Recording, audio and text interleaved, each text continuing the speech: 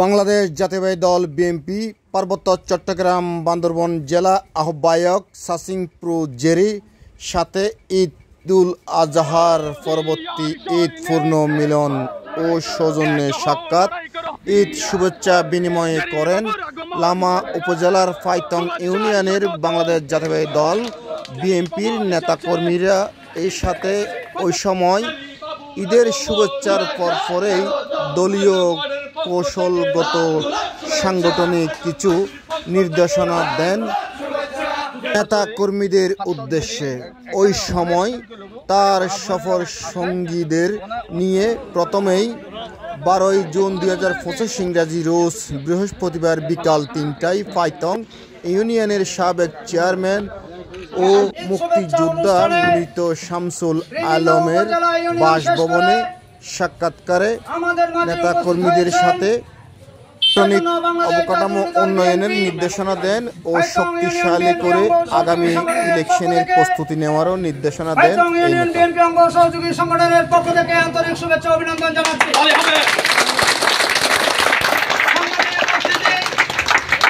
দীর্ঘবহুল প্রতীক্ষিতের পর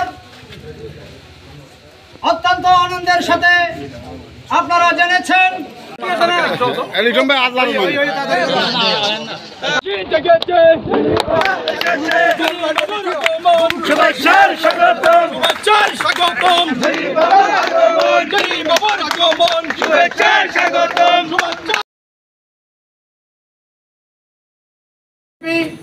বান্দরবান জেলা বিএনপির আহ্বায়ক জনাব সাসিং প্রো জেরি